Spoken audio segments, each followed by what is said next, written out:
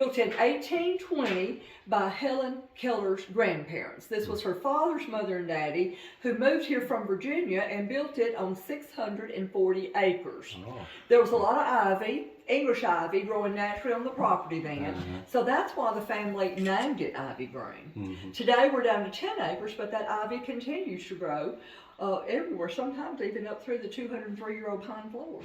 Oh, really? Okay. Have to pull it up. Okay. Helen's father's picture's on the top left.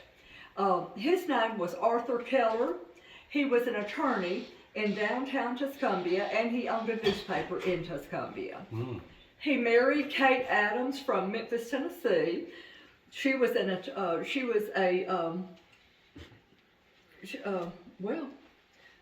Adams.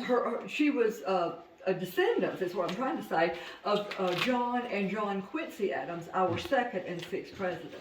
Yeah. When the two were going to marry, though, there were other family members sleeping here in the main house already. Arthur Keller had a sister named Eveline that never married. Her bedroom is down the hall that we now use as a museum. Then he had two sons that lived here. His first wife had passed away. His boys, James and Simpson, were ages 6 and 13, and their bedroom is upstairs. So it's crowded with family, which is why Arthur Keller decided to fix up that cottage next door.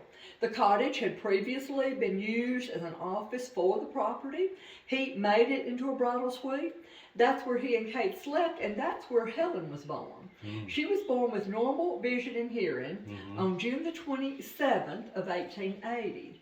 When Helen was 19 months old, she had a high fever that lasted several days. When her fever broke, it had left Helen totally deaf and totally blind. The doctors called it a brain fever. More modern doctors today think she either had meningitis or scarlet fever. So for the next several years, the family didn't know what to do for Helen. They would take her by train to doctors they would hear of, but nothing could be done for Helen. So by the time Helen was 6 years old, without any training or discipline for that matter, she was completely out of control. That's when her sister Mildred was born, and she dumped the baby out of the cradle. Fortunately, it didn't hurt the infant, but that was a wake-up call for the family, as they were very concerned of what would become of Helen. Then the family heard through another doctor they had taken Helen to see about Alexander Graham Bell, of all people. Now, you may know he was the inventor of the telephone. Yes. Most people don't realize he was first and foremost a teacher of the deaf. His wife was deaf. His mother was deaf. And when he invented that telephone, he was working on communication efforts for the deaf. So they carried Helen to see him by train to Washington, D.C. After he spent a few minutes with her, he informed this family that she did not need a doctor for help. He said Helen needs someone to teach her. And he encouraged them to write to the Perkins School for the Blind, still located near Boston, and to inquire about a teacher. Well, when they wrote there, Ann Sullivan just so happened to be finishing school at that Perkins School, 20 years of age. The reason she was out of school for the blind is because she had an eye disease called trachoma. That this was due to the unclean environment that Annie lived in as a young child. Her mother had passed away with tuberculosis. Annie and her little brother Jimmy were placed in a very dirty environment to live. He passed away there. Annie had the eye disease, and finally at age 14 was able to start to this school, this Perkins School for the Blind that she qualified for. 6 years later, at age 20, she's finishing school, top of her class. And that's when the Kellers wrote asking for help for Helen, offering $25 a month with room and board. That was a lot of money back then. Yeah, right now, 25 power. Right. She arrived here by train on March 3rd of 1887. Now, the train depot is 1 mile from here in downtown, and it's now a museum. The first thing that Annie tried to teach Helen that day of arrival was this manual alphabet that deaf individuals use. Now, Helen was deaf and blind. So Annie would sign into her hand the finger spelling, the manual alphabet, so Helen could feel the movement. And the first word she signed to her that day was doll. She brought a doll with her. The children at the Perkins School had purchased this doll for Helen. So Helen received the doll, and Annie signs D-O-L-L. Well, Helen felt that finger movement and repeated D-O-L-L. O-L-L, right back to Annie. And this went on, this back and forth finger spelling went on between the two of them for the next month and 2 days to be exact. The problem was Helen thought it was a game. Little finger game they were playing together. She had no idea the words actually had meaning until she and Annie were right outside the back door at that water pump. Now that is the original water pump in the backyard, where the breakthrough moment happened for Helen on April 5th of 1887. Now that day, the water was flowing over Helen's hand. Annie was signing W-A-T-E-R over and over again into Helen's other hand, and that's when it clicked for Helen. Helen realized that cool something flowing over her hand is what she remembered calling Wawa. See, at 19 months of age before the fever, Helen was already saying a few words like we all do, wah wah for water, but all of that had left her. Well, that day, Helen learned 30 words. Within the next 6 weeks, Helen learned over 600 more words. By the time Helen was 8, she was reading Braille, and we have a picture of her doing that. When Helen was 9 years old, she and Annie left here. They were back and forth. Annie convinced the parents to let her take Helen away to other schools. She felt like she'd taught her all she could here in the home, and the parents agreed with that. So the two of them went back to Boston, to the Perkins School that Annie attended, and then to the Horace Mann School for the Deaf, still located in Boston. Now that's where Helen decided she wanted to learn to talk at age 10.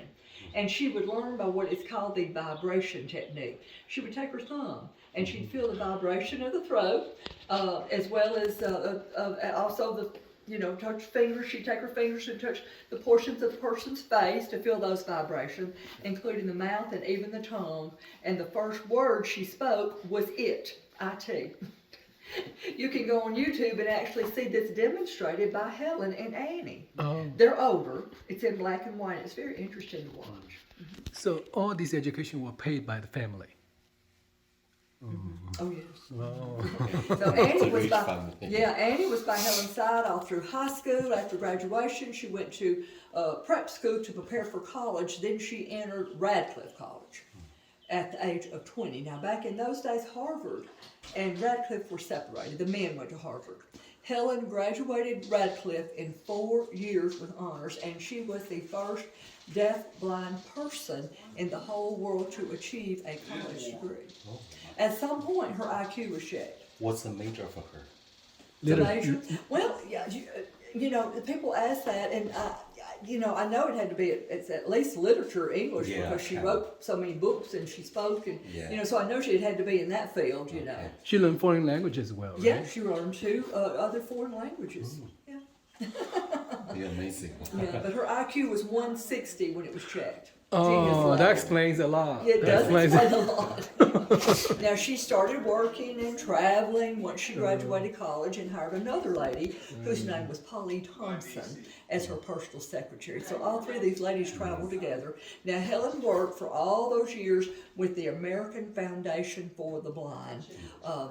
She worked as a counselor, spokesperson, traveling well over 35 countries. Now, the teacher passed away at the age of 70 in October of 1936, Anne Sullivan. She had been with Helen for 50 years when she passed away. That's the one showed on the TV. That's her teacher. The Showed on the teacher TV. They have other On pictures the yard. there. And Oh, the TV. Well, now that's a reenactment of Helen talking to the Lions Club. Yeah, okay. Yeah. But Annie, there's pictures all over of she and Annie all over. So after Anne passed away, who lived with Helen? Well, see, the teacher, by the time when Annie passed away, Helen had already hired that personal secretary, Polly Thompson, and they had all traveled together for years. So she understood how to communicate with Helen with all those techniques?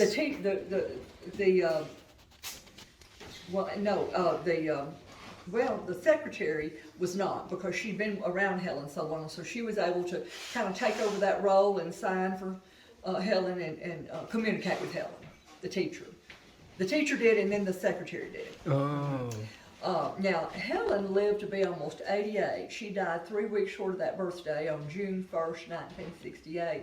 And at her request, all 3 of these ladies are entombed together. Their ashes are entombed together in the National Cathedral in Washington, D.C. Yeah, we went there actually a few weeks ago. Good, okay, That's yeah, great. yeah. It's So very Amy- hard. People can go that level, go to that church to do that. Yes. Uh-huh. 85% of the furniture you're about to see in the home is original. Next door at the cottage where she was born, like next door, all of the furniture is original, but it never left the Keller family until 1952, and that is when the city of Tuscumbia purchased it. It opened to the public in 1954, 2 years later. Helen was here for the last time. She was 74 years old, speaking to hundreds and hundreds of people that gathered on the front lawn to hear her. Yeah. So she spent the rest of her life in Boston? She had a home in Boston, New York. Now, the last home she had was in Connecticut. But see, New York, Washington, D.C. is where she worked. The AFB, the American Foundation for the Blind, that she worked for was located in Washington, D.C. So she lived in, in that northern area. So if y'all want to step to the front bedroom, I'll talk behind you, and bedroom is where the parents started sleeping. Helen's bedroom you'll find upstairs on the left. The quilt on this bed is called a crazy quilt. It was made by Eveline, Helen's aunt that lived here. The dresses hanging up are Helen's at different ages of her life. The picture over the fireplace is Helen at age 13. And then the picture of the man on the dresser is Helen's little brother. He was born when Helen was 10 years old. His name was Phillips Brooks Keller. Now, he became an engineer and raised his family in Dallas, Texas, and that's where his descendants continue to live today. Her sister that I told you about earlier, that she jumped out of the cradle, she became a teacher in Montgomery, Alabama, but her descendants live right here in Tuscumbia. Oh. And then those two half-brothers, one married, one did not, no children though, no descendants, but they were all out the home were oil lamps back then. Over the red sofa on the parlor are photographs of Helen's great-great-great-grandparents. That's Alexander Spotswood. You're stepping here. Alexander Spotswood and his wife Anna. He was an early colonial governor in Virginia. And then Helen sits outside on the front porch step and giggled and giggled and giggled about the situation for at least two of Aunt's Eveline's bedroom. Lots of pictures with dogs. She had dogs throughout her lifetime. Pictures with presidents. Helen met every president from Grover Cleveland to John F. Kennedy. And Helen was even good friends with Mark Twain. Mark Twain is the person that first called Ann Sullivan the miracle worker. Right outside the back door, in addition to the water pump, is the kitchen, the white building. Kitchens were detached back then. If you go to the cottage, when you go over to the cottage, two doors, you'll pull back to see everything inside. Behind the cottage is the ice house. Helen's father would get ice 4 miles from here at the Tennessee River. In the cold months of January and February, he would layer that ice with sawdust, and that would keep it from melting. And then the left side of the property, that is the Lions Club Memorial to Helen Keller. She is the reason the Lions Club served blindness all over the world. Speaking to them in 1925 at their international conference in Ohio. The brown building in the very back, now that was the carriage house. If you go to the left of it, or excuse me, the right of it, you'll find the stage where the play is held here each year since 1961. It's been held on the property. What kind of play is it? It's the Miracle Worker play. Oh. Yes, yeah. And then to the left of the brown building, that's where the moon tree is located. The tall loblolly pine tree seed. The seed that grew that tree went to the moon aboard Apollo 14 in 1971. The astronauts took several tree seeds, pine, sycamore, and others. But after orbiting the moon, they brought all these tree seeds back to Earth, and several locations were chosen to plant the trees. That's one of And we have one of them. Oh, okay. Anne was married, but Yes. Helen never married. Right? Helen never married. Annie married a man named John Macy.